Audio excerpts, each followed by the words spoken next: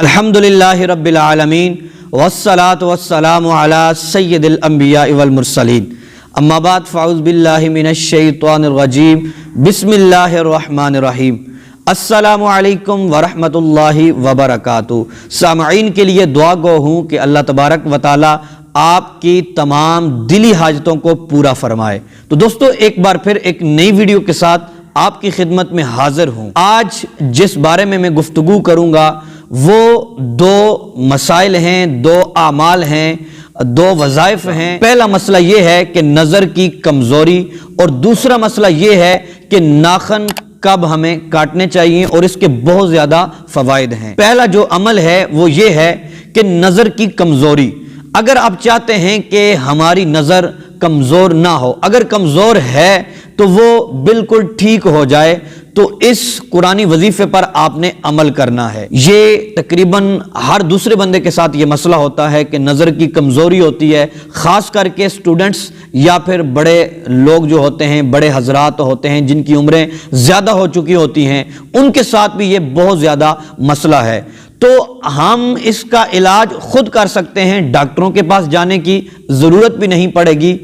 आप सुनेंगे, आप हैरान होंगे कि मेरे और आपके प्यारे प्यारे आका अलैहिस्सलाम क्या फरमाते हैं।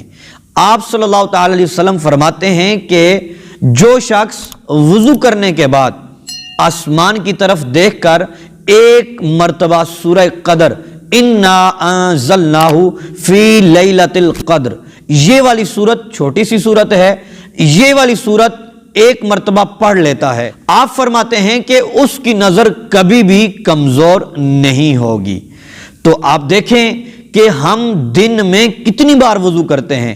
तो हम वैसे तो 5 नमाजों के लिए 5 मर्तबा वुजू तो करते ही होंगे। तो अगर हमारे साथ ये मसला है, हमारी नजर कमजोर है, हमारी नजर वीक है, हम चाहते हैं कि हमारी नजर ठीक हो जाए, तो हमें इस पर जरूर अमल करना चाहिए। और अगर हमारी नजर है ठीक, हम चाहते हैं कि कमजोर ना हो, वो लोग भी इस पर अमल करें।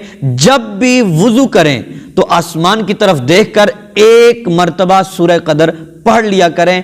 मरते दम तक आपकी नजर इंशाअल्लाह कभी भी कमजोर नहीं होगी। और दूसरा अमल जो आपको मैंने बताना था वो ये है कि नाखन कब काटने चाहिए। जी हां, नाखन जुमेरात के दिन हमें काटने चाहिए, क्योंकि इमाम जाफर सादिक रदी अल्लाह तआला अन्हु फरमाते हैं कि जो शख्स जुमेरात के दिन नाखन काटता है वो शख्स कभी भी गरीब नहीं होगा, उसके घर के अंदर कभी भी बेबरकती नहीं होगी, रिज़्क़ की तंगी नहीं होगी।